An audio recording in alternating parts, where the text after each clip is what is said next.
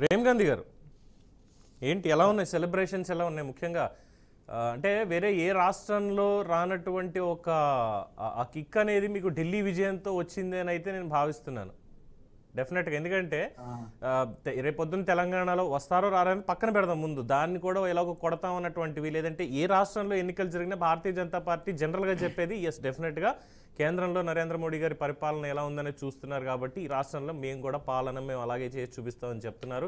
కొన్ని చోట్ల సక్సెస్ అవుతుంది, కొన్ని చోట్ల మిడిల్లోనే ఆగుతున్నాం, కొన్ని చోట్ల ఫెయిల్ అవుతున్నాం, అది ఓకే.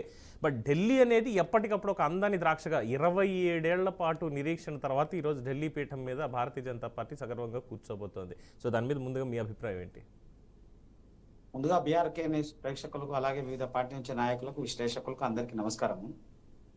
ఈ ఓవరాల్ గా ఇలా మనం పొద్దుటి నుంచి మనం చూస్తున్నటువంటి రిజల్ట్ లో భారతీయ జనతా పార్టీకి ఘన విజయం సాధించినటువంటి బీజేపీ నాయకులకు, అక్కడ ఉన్నటువంటి ఢిల్లీ ప్రజలందరికీ కూడా శుభాకాంక్షలు, ధన్యవాదాలు. అయితే ఇక్కడ మనం ఓవరాల్ గా మొత్తంగా మనం ఉదయం నుంచి కానీ లేదా ఎన్నికల ముందుల సరళి నుంచి కూడా మనం అబ్జర్వ్ చేస్తూ ఉంటే 10 సంవత్సరాల అధికారంలో ఉన్నటువంటి పార్టీ వాళ్ళు అప్పుడు అవినీతి రహిత సమాజం అనేటువంటి అంశంతో వచ్చినటువంటి పార్టీ అవినీతి కుంభకోణంలోకి, అవినీతిలోకి పూర్తిగా కూడుకుపోయినటువంటి దాఖలాలు ఉన్నాయి. వాళ్ళు చేయనటువంటి అవినీతి లేదు. విద్యాశాఖలో అవినీతి జరిగింది, వైద్య శాఖలో అవినీతి జరిగింది, అలాగే ఎలక్ట్రిసిటీ డిపార్ట్మెంట్ల అవినీతి జరిగింది, డ్రైనేజ్ వ్యవస్థలో కూడా, రోడ్డు వ్యవస్థ, అన్ని వ్యవస్థలలో అవినీతి జరిగింది అనేటువంటి అంశంలో అనేక సందర్భాల్లో జరిగినటువంటి దాఖలాలు ఉన్నాయి. వీళ్ళ పార్టీకి సంబంధించినటువంటి నాయకులే బయటకు వచ్చి అవినీతి ఆరోపణలు చేసినటువంటి దాఖలాలు మనం అన్ని కూడా విన్నాం.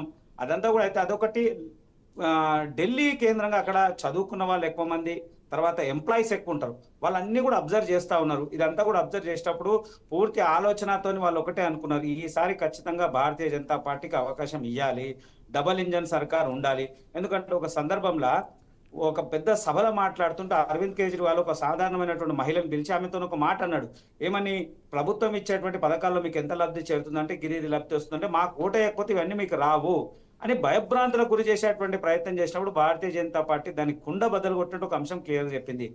గత ప్రభుత్వం ఇచ్చినటువంటి పథకాలు ఏవి కూడా ఆపము, అవి యథావిధిగా కొనసాగుతాయి, దాంట్లో ఏ మాత్రం ఇది లేదని. దాంతో పాటు చాలా సందర్భాల్లో ఒకటి ఢిల్లీ కేంద్రంగా చూసుకుంటూ పోతే అక్కడ ఉన్నటువంటి పరిస్థితులు వేరు. అక్కడ లిటరసీ రేట్ చాలా తక్కువ, చదువుకున్న వాళ్ళు ఎక్కువ ఉన్నారు. తర్వాత బిలో పవర్టీ లెవెల్ 19.4%, అంటే చాలా తక్కువ ఉన్నటువంటి బిలో పవర్టీ లెవెల్ అక్కడ ఉన్నది.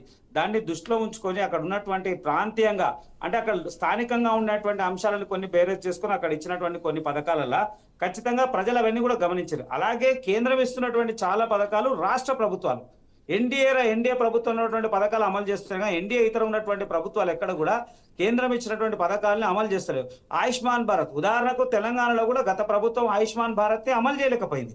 మేము అక్కడ ఢిల్లీలో అదే చెప్పినాం, ఆయుష్మాన్ భారత్ అనేటువంటి పథకం ఉంది, దాన్ని ఆమ్ ఆద్మీ పార్టీ దాన్ని అమలు చేస్తలేదు. బీజేపీ అక్కడ వచ్చినప్పుడు తప్పకుండా మేము అమలు చేస్తాం, 5 లక్షల రూపాయల వరకు ఆయుష్మాన్ భారత్ అనేటువంటి పథకాన్ని అమలు చేస్తామని, మహిళలకు ₹1,00,000 వడ్డీ లేని రుణం ఇస్తామని, తర్వాత అటల్ క్యాంటీన్ ఏర్పాటు చేస్తాం, 5 రూపాయలకే భోజనం అని, తర్వాత అక్కడ టాక్సీ ఆటో డ్రైవర్లకు ఒక బోర్డు ఏర్పాటు చేస్తామని. ఇవన్నీ కూడా మధ్యతరగతి పేదవారికి సంబంధించినటువంటి అంశాల్లో భారతీయ జనతా పార్టీ పూర్తిగా వారికి అనువైనట్టు విధానంగా తీసుకుపోయినప్పుడు ఖచ్చితంగా ప్రజలు ఆలోచించి సరైనటువంటి తీర్పిచ్చరు.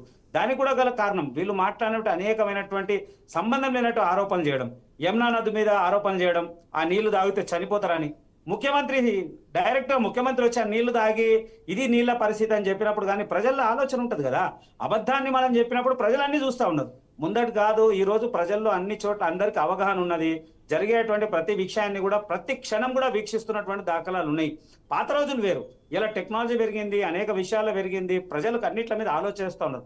ఒకటే అనుకున్నారు అక్కడ ప్రజలు, ఎప్పుడైతే డబల్ ఇంజన్ సర్కార్ వస్తుందో ఈ రాష్ట్రము ఢిల్లీ ఖచ్చితంగా డెవలప్ అవుతుంది అనుకున్నారు. 10 సంవత్సరాలు వాళ్ళు అభివృద్ధిని దోచుకోనున్నటువంటి పరిస్థితులు అన్ని కూడా కళ్ళారా చూశారు. తర్వాత ఒక అభివృద్ధికి ఒక నాందిగా ముందు వెళ్ళాలనే ఆలోచనతో మార్పుకు స్వాగతించారు. ఆ మార్పుని స్వాగతిస్తూ అది కూడా భయంకరమైన మంచి మెజారిటీ ఇచ్చారు, ఏదో తూతు మంత్రికి ఇవ్వడం కాదు.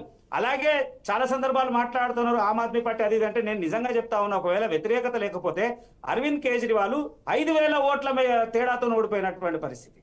నిజంగా కూడా ఒకవేళ నిజంగా కూడా ఉంటే ఆయననన్నా గెలిచేటువంటి అవకాశాలు ఉంటుండే కదా, లేదా మెజార్టీ అయినా తక్కువ. 5,000 ఓట్ల తేడాతో ఓడిపోయినటువంటి దాఖలాలు క్లియర్ కనబడుతుంది. ప్రజలు వాళ్ళని తిరస్కరించారు.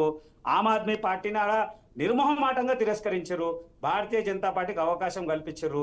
తర్వాత వీళ్ళ మీద వెంటనే వీళ్ళు చాలా సందర్భాలు మాట్లాడు, మాకు అవినీతి లేదు, సాక్ష్యాలు లేవు, ఈ విచారణ లేదు, ఆ విచారణ. మేము నిజంగా చెప్తా ఉన్నాం కదా, ఇవాళ వెంటనే అక్కడ లెఫ్టినెంట్ గవర్నర్ గారు ఆదేశాల మేరకు వెంటనే అక్కడ ఉన్న సెక్రటరేట్ పూర్తిగా ఒక్క ఫైల్ కూడా అటు ఇటు పోకుండా, ఎందుకంటే వీళ్ళు తారుమారు చేసేటువంటి అవకాశాలు ఉన్నాయి, మళ్ళా ఇంకేదో చేసేటువంటి అవకాశం ఉంది కాబట్టి వెంటనే లెఫ్టినెంట్ గవర్నర్ గారు ఆర్డర్ ఆదేశాల మేరకు వెంటనే అక్కడ ఉన్నటువంటి ప్రిన్సిపల్ చీఫ్ సెక్రటరీలు అందరూ కూడా ఇదైపోయి ఒక్క ఫైల్ కూడా అటు ఇటు జరగకుండా పూర్తిగా సీజ్ చేసినటువంటి దాఖలాలు. తర్వాత మేము చెప్పినాం, ఆ ఎన్నికల్లో నరేంద్ర మోడీ గారే, సాక్షాత్తు ప్రధానమంత్రి నరేంద్ర మోడీ గారే అరవింద్ కేజ్రీవాల్ మీద విచారణ చేస్తామని అప్పుడు చెప్పినాం. దానికి కట్టుబడి ఉంటాము, ఆయన మీద సిట్ కూడా ఏర్పాటు చేస్తాము, ఆయన చేసినటువంటి అవినీతి తప్పకుండా బయటపడుతుంది. ఒక్కటి కాదు, అనేక విషయాల్లో వాళ్ళు అవినీతి చేసి దానికి ఇచ్చేసారు. ఆయన్నే మొదట్లో వచ్చినప్పుడు ఆయన వచ్చిన చిన్న కారు, దాని తర్వాత ఆయన తిరిగినటువంటి కార్లు, ఒక శీష్ మహల్ కట్టుకున్నాడు, కోట్లాది రూపాయలు ఖర్చు పెట్టి ఒక భవనం కట్టిండు. ఆయన్నే అంటుంటాడు ఆమ్ ఆద్మీ అంటే. ఎక్కడ ఆమ్ ఆద్మీ? అహంకారం అనేటువంటి ధోరణితోని ఆయన ఆయన ఆయన ఆయన మీద వ్యతిరేకతతోనే 12 మంది బయటకు వచ్చినప్పుడు ఇవన్నీ కూడా ప్రజలు చూస్తా ఉన్నారు. ప్రజలు సరైనటువంటి తీర్పు ఇచ్చారు, భారతీయ జనతా పార్టీకి అవకాశం కల్పించారు. కాబట్టి అభివృద్ధిలో ఒక బలమైనటువంటి మార్పు నెక్స్ట్ 5 సంవత్సరాల్లో గతం జరగనటువంటి 15 సంవత్సరాల అభివృద్ధికి 3 అభివృద్ధి చేసేటువంటి బాధ్యత భారతీయ జనతా పార్టీ తీసుకుంటుంది. అక్కడ అభివృద్ధి ఏందో చూపించేటువంటి ప్రయత్నం 100% సాధ్యమవుతుంది. రైట్. శ్రీనివాసరావు గారు,